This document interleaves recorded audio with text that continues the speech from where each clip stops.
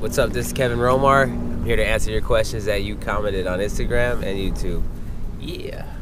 This one's from Jeremy.510. He says, who was your first sponsor? Damn, my first sponsor was, like, legitly, I think it was Flow for audio. Yeah. Back in the day, yeah. Audio shoes. My boy Alec got me that sponsor. Shout out to Alec Jameer. This is from Goofy_filmer. What's the puppy's name and who is he or she? It's a he and his name's Hershey. He's super dope. He's a little dachshund, little miniature. And he's a little wild one, but he's super sick. It says, what's the most satisfying trick or moment you've had on a skateboard? This is by _Ben Mitchell _. Probably nollie healing Hollywood. No. Wilshire 15. I almost said Hollywood. Wilshire 15. I went back 7 times within, I want to say 6 months to try to land it. And I went with my filmer, RIP John Berry. We went back each time, and then the last time I went there, the 7th time, it was like 5 in the morning. We got there around 6, and I had to give the security guard $50 to skate it for an hour, and the security guard was down, and I was super shocked because it would be back then. It was like you got to get in there like 2 tries. If you don't do it in two or 3 tries, you get kicked out. So the guy let us skate for an hour, and on the hour, like the 60th minute, the dude comes out. He's like, "You got to go," and I was like, "Please, like 5 more minutes." And he was like super cool about it, and he let me skate for 5 more minutes, and then that's when I landed it within that 5 minutes of an hour and 5 minutes, pretty much, and rolled away. Did it twice. I rolled over it once over the little square thing, and then the other time I went off the curb and I kind of fell off, but we cut it out. And I told Barry I want to make it really legit, so I rolled over the square. And then I see a lot of people in the comments saying, "Did you do it? He did it twice. He did it twice." I did it twice, and it came out really dope. Yeah, it came out sick. That's a dope story, dude. Yeah, thanks, man. R.I.P. John Berry, man. All right, this is from Titan Wolf. Says, how scary was skating Hollywood 16? That shit's pretty scary, man. What I do to skate something big like that, this is for all the other questions that involve something like this. I skated the 12 first. Or if I don't skate the 12 first, I'll go to a skate park first. And I skate off like a 5 stair or a 4 stair. Then I get the trick that I want to do down the 16, comfortable enough to huck it down the 16, but I huck it down the 12 first, just to get myself understanding what it is the impact's gonna be like and how my feet are gonna handle it. So I'll maybe do it like twice down the 16 or the 12. I won't land it down the 12. I'll just jump and hope for the best. So when you see in the 16 when I'm like flying in the air and I just jump or whatever, and like some of the trailers for the blind videos, those are like some of the attempts where I just like went too slow and I just have no escape route but just to jump. And a lot of times I just jump in the air because I can't stop fast enough, and I hate doing it. As much as I hate doing it, people like to see that, but I hate doing it. It's so scary. And I land on my feet somehow. I do a little tumble, but definitely skating some big stuff like that, you have to be really, really confident and really psyching yourself up for it. Every time I go, I pound my board on the ground, knock on it, just to like get myself ready to do it, like OCD type of thing. Yeah. From Skateboy_McGinnis. He said, how did it feel when you first turned pro? I got a story about this one, man. Mr. Skateboy McGinnis. I went to my team manager from Crew and Supra I don't skate for them anymore, but Dirty Clips, Dennis Martin. He had picked me up and was like, hey man, you wanna go to dinner tonight? Before he picked me up, he said that, and I was like, sure man, I'm down. He never asked me if I want to go to dinner, and he asked me this one night, and I was like, all right man, whatever, I'm down. He's like, yeah, I'm with Spencer Hamilton and my lady and stuff. And I was like, all right, let's go. I was like, where are we gonna go? He's like, it's up to you, you pick. So I picked like PF Chang's or something like that, and I was feeling it that night. Some Kung Pao chicken. Yeah. And then I went to the PF Chang's, and he was just talking to me. He was like gassing me up a little bit. I'm just like, what's going on, dude? He's like, what do you want to do after this? I'm like, I don't know, maybe go home, I guess. This is weird. This is weird. Why are you guys like gassing me up? This is like no homo, guys. And he's like, hey, you want to go to the red room? in Long Beach? And I was like, I don't really go there, but like I'm down to check it out. He's like, yeah, let's go. So we get in the car and we drive all the way to Long Beach from like we were in, I want to say Cerritos or something. Drive to Long Beach, and I see like a couple of my friends outside, and they see me kind of pull up, and they all like scatter inside. I'm like, damn, am I giving off like a weird vibe or something? Did I do something to these guys? And then I get out of the car, and I'm walking up. I'm like, all right, this is weird. It's like a ghost town in here. There's usually like mad people outside of this bar. So I walk inside, and then all I see is just like all the homies, and then I see this huge banner. It says, congratulations, Kevin Romar, you're a pro. It has like a little character, afro face with the glasses on, a bucket of chicken. I see like Sean Sheffy, Chad Muska DJing on the 1s and 2s, Stevie Williams up there. And I was like, holy shit, like this is like the craziest feeling of my life. I walk in, everybody just like, woo, screaming like so loud, and I'm just like, I was so shocked. I didn't know how to even look. I didn't even know I could look at anybody. I was like, I was so nervous. I was like, what? I'm pro. They had like 5 of my pro boards, like where I could see them and shit. And I was like, damn, I made it to the pro level. It was definitely a super sick feeling, man. Hope you guys make it there one day. That's an awesome story, dude. This one's from official Nathan Rex. Ever had any major injuries? Yes, I've had a lot of major injuries. I've broken 11 bones. I broke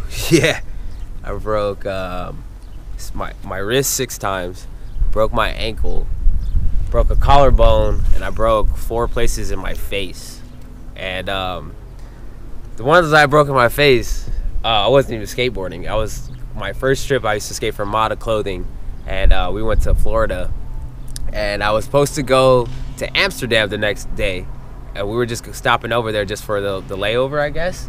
And we were playing miniature golf, and I was with the whole team, and we decided to play miniature golf, and I was killing it. I won the first game. They were like, we bet for like $100, like whoever wins gets $100. I won that first game. I want to say I was like 16 years old, and 16 or 17.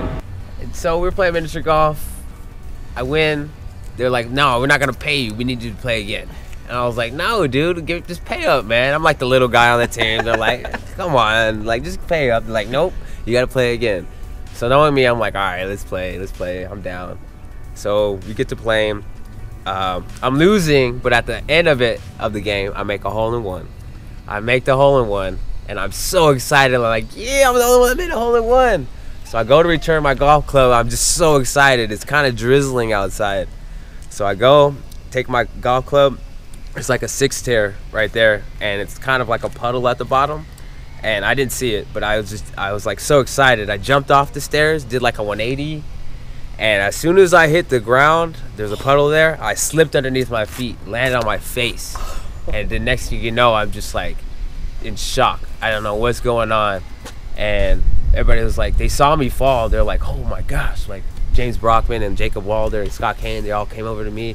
And I'm like, dudes, like, dude, let's go to Amsterdam. I'm ready to go. But they're like, no, dude, stay down. Just, you look bad. And I was like, no.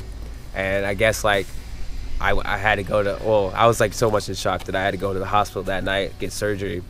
I had shattered my front 2-3 teeth, and then I went through my lip, which I have a scar right here, and then I broke my bone right here on my it's called a fucking, what is it, a TMJ or something like that, and I broke my chin. I have a plate in my chin. I'm like a young Kanye West over here. Wow, yeah, dude. yeah. I had no idea. Yeah, man. And I had to get my mouth wired shut for a month. Dude. So I was really through the wire over here. Bro, you're lucky though, man. Yeah, no scars, man. Nothing really. I mean, Yeah, your chin's dude. chill. All things considered. Yeah, dude.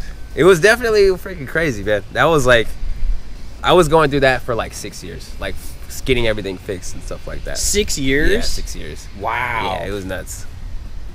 But yeah, that's the worst one. This is from Berrics. I know you, dude. What's up, bro? He said, best COD game. The best Call of Duty game is the very first one. I seriously spent hours playing that game. Me and you used to team up. I know we used to blast everyone, dude. We were killing it. I think that was my favorite one. It was like not as intense as all the other ones. The other ones are pretty crazy. They get really, really hard. I stopped playing after, I don't know, what is it, Black Ops 2, I think. I'm still on Black Ops 2, probably. This is from Fatty_Maddie420. He says, have you ever came close to quitting skateboarding? Like, I love it and the passion is there, but not the skill, and it makes it hard for me to still keep going while my friends are progressing. Oh, that's a good one. Yes, I've thought about quitting skateboarding a couple times when I was coming up from skateboarding. It's really hard, man. It's definitely not easy. You gotta definitely put in the work. Yeah, there were times where I couldn't get sponsored when I was little, and my mom was yelling at me. My grades were all bad. I was getting Fs. I barely passed high school. I graduated though, but my mom was tripping because I was skateboarding too much. But yeah, I've definitely been there, man. And you just gotta take it as you're having fun with it, man. As long as you're having fun with it, that's all that matters, man. Don't take it as like you wanna be sponsored and make money and stuff like that. That's not why you should be in anything. You gotta do it for the passion and for the love, and keep progressing, man. Just keep at it. This is from Wolfie Irby 456. He says, how long have you been having the afro? Smiley face. It's going on my sixth year? I think 6 years. This also goes from all the other questions that have, like, how'd you get an afro? It started from a bet. I started from my friend Alex Jameer, who were like talking about who could grow their hair out the longest and within a certain amount of time without cutting it. And I ended up just letting mine grow out, and he let his grow out too. And he had the little what's his name, the fighter, the Bruce Lee. He had the Bruce Lee cut. He had the fighter cut. I had the fro going on, and the first few months are hard to have a fro because it's like really small, but and picking it is like really hard. But yeah, I stuck with it, and now I have a fro, which all you guys like. So I don't know, it's just all started from a bet. So have a bet with your friends, guys, and see who can grow their hair out the longest. You might have the next poppin' fro. For sure. This is from Savage Shahin. He said, how do you get so much steez? I really do not know. I don't even think I have steez. I don't know. I used to play a bunch of sports. I could dance and stuff, low key. I just always grew up in like a G-Funk era. If that where the steez comes from, I don't know. I'm trying to give you guys a good answer, but I don't know. Just listen to some gangster music. I just kidding. Don't listen to gangster music. Just listen to whatever you want to listen to. This one's from Blair_Cameron. It says, how did you get into skateboarding? And it mentions me, and it mentions NKA Vids over here. Hey. I first started skating when I was playing football at the time. I was probably in, I want to say, 5th grade. I seen this guy. I was coming home from school. I had like my pads and stuff and everything on and stuff, walking home from school or for football practice. And I seen this guy. He comes past me. He was on a skateboard, and he drops off a curb. And I was like, "Whoa, how do you do that?" And then he's like approaching the curb to go up to the like an ollie onto the next curb. I was like, "What's he gonna do? Like, what's he gonna do? He's just gonna pick up his board and walk up the curb?" But next thing you know, he like ollies onto it, and I was like, "What? How did he like defeat gravity like that?" He like defeated it. Like he chopped it in half, and he just ollied on the curb. I was so impressed. I was like, damn, that was probably one of the sickest things I've ever seen. Just an ollie up a curb, you know? And I was like, Mom, I went back home. I was like, Mom, for Christmas, please give me a skateboard. Please. Like, I need to defeat gravity like this guy I saw earlier do. He killed it. So she ended up giving me a board. But it was like one of those plastic ones from Target. Nash board, I think it was. Yeah. Didn't even move. I was like, I can't defeat gravity with this, Mom. I need a real one. Oh man. But that's how I got into skateboarding. Blair Cameron. I started skating because my brother skated. Yeah, sick. So you had the pretty much the idea of how he was doing it from him. He was teaching you the tips and stuff.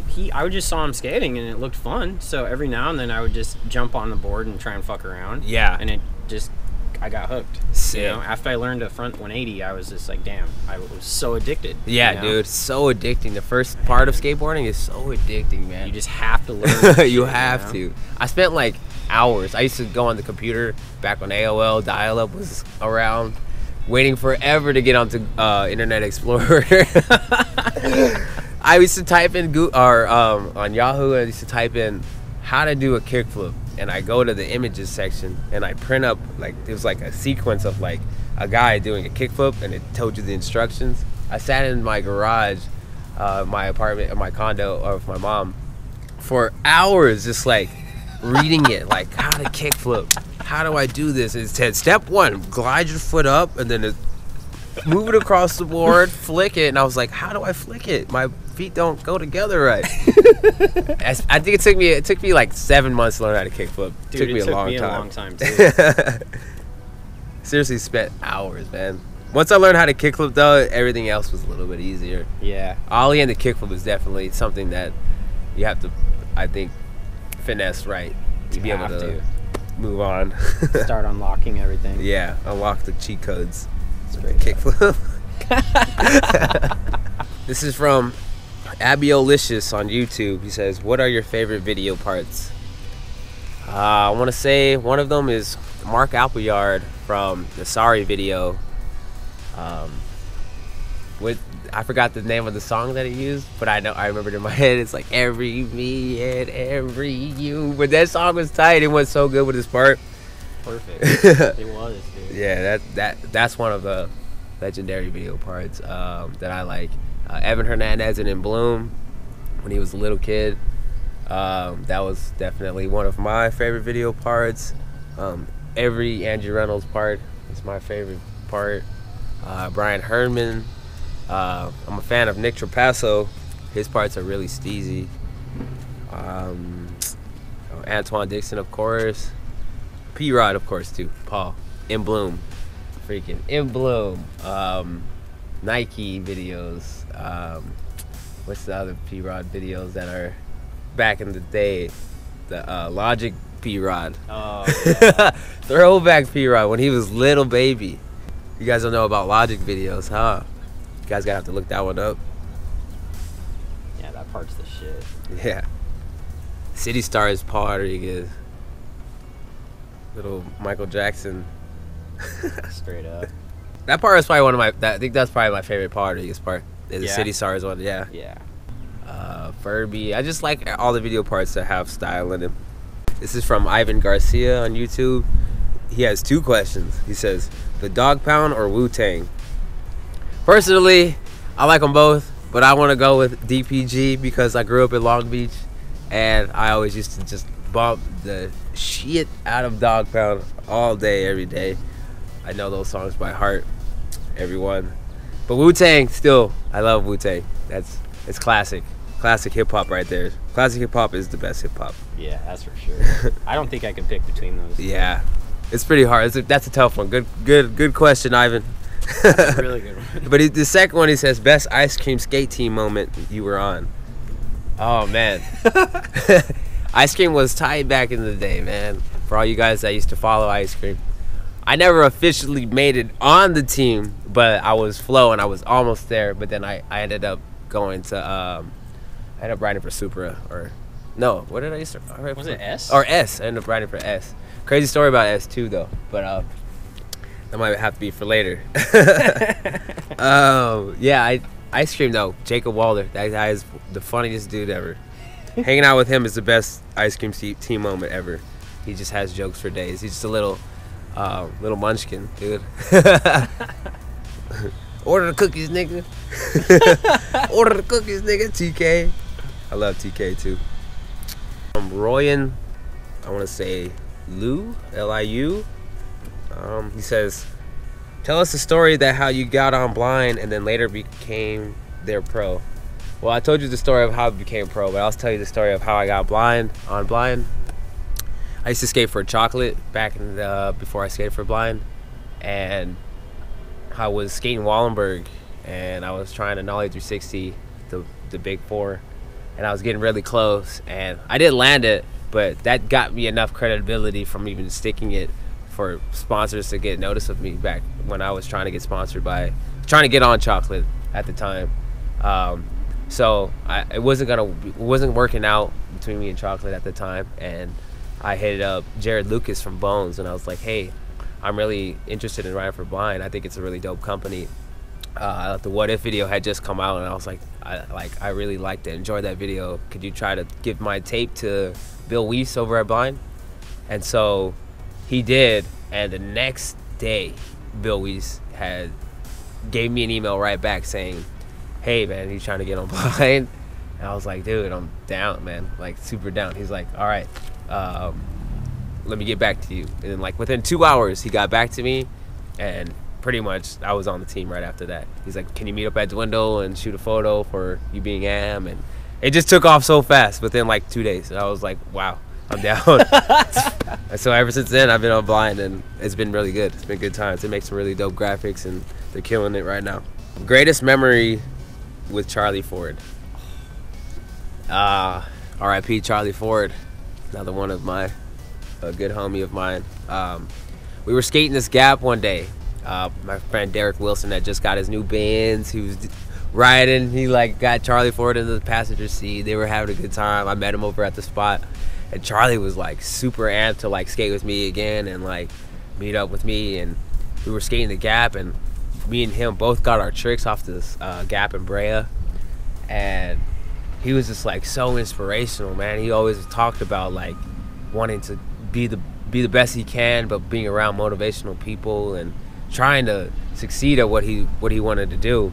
And it really got my attention of like how sparking this guy was. He like sparked me to like become a better person, but not knowing, I didn't know he was trying to escape from whatever he was going through. But yeah, he inspired me, man, to like become a better person for myself, knowing that like that he was like he touched a lot of people. He touched a lot of people after he was gone, you know what I mean? But if he could have been here now, he would have touched so many people just by how charismatic he was as a person.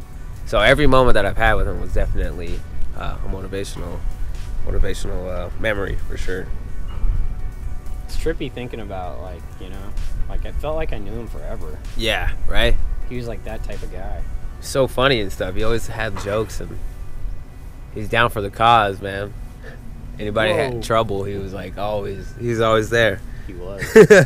This is from Edwin Lazo Avila. This is Batman or Superman? Woo! I'm not heavy into comics like that. I know a lot of people are. I know Nigel is. I personally like Batman, but I also like Superman, so I can't answer your question like that. Superman, he's got some crazy powers, but he wears that dumbass suit, man. Why does it have to be that suit that he has to wear? Why? Like, he couldn't have picked any. They couldn't have gave him something else. I know he comes from this land or whatever, but they all have to wear this thing. Shit. It's so true. Dude, that's why I used to hate Superman back in the day. I'm like, dude, he looks like an idiot. Is your cape, dumb cape over there? I mean, Batman has a cape, but his looks like darker and like cooler. Yeah. His suit has all these little compartments in it that have like crazy things that shoot out. So I'm gonna go with Batman. Yeah, this is from Hakeem Jones. He says, how's DJ life, my dude? DJ life has been pretty good, man. It's been pretty sick. I'm just now getting into it a little bit more. It's definitely a whole nother world, man. It's definitely a whole nother experience outside of skateboarding. I just DJ'd at Tampa Pro, and I opened up for Yellow Wolf, and it was definitely an experience of a lifetime. A whole different crowd than what I'm used to, but everybody enjoyed it. I built up a cool little name in Tampa from doing that.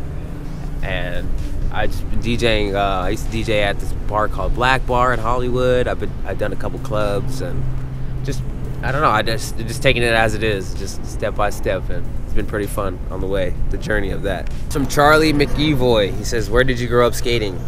I grew up skating in Long Beach, California, at El Dorado Skate Park with my boys Julian Davidson, Nick Garcia, Don Wong, Darian Brown, Alex Jameer, Billy Davenport, Furnace Skate Shop.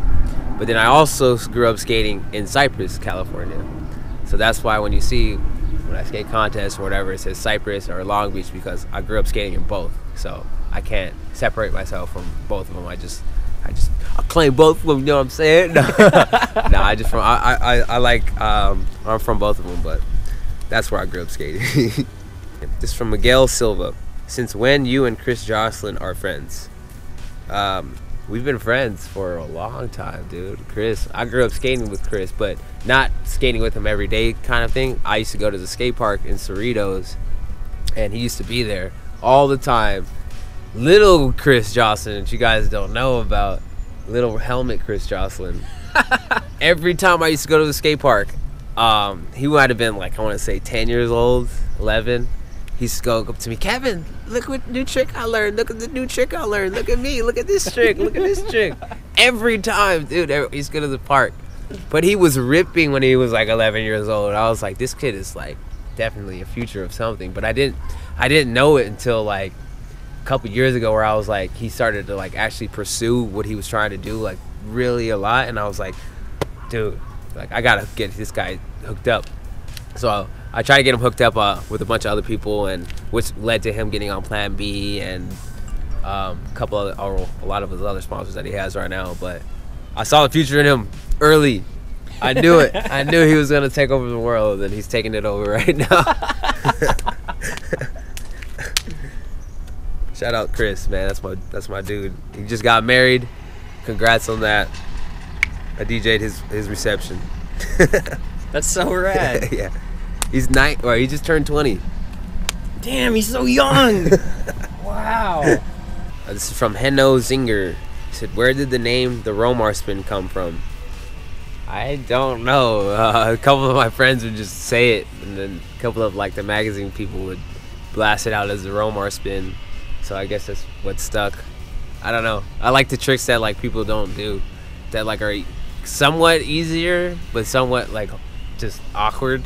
So I try to just come up with stuff like that. Like there's another one in here, I think from, I don't know where it is. It's too many questions, but it says the Ratchet Bird. How did you come up with that?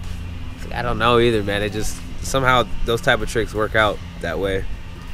The Nollie 360 though, aka what you guys call the Romar spin, that's probably one of my favorite tricks for sure. It feels so cool. Get your Nollie back 180s down proper, and then that rest will come for sure. Let it go. Yeah, let it go. This is from Logan Spivey. He says, "How long have you been on blind, and what is your greatest accomplishment in life?"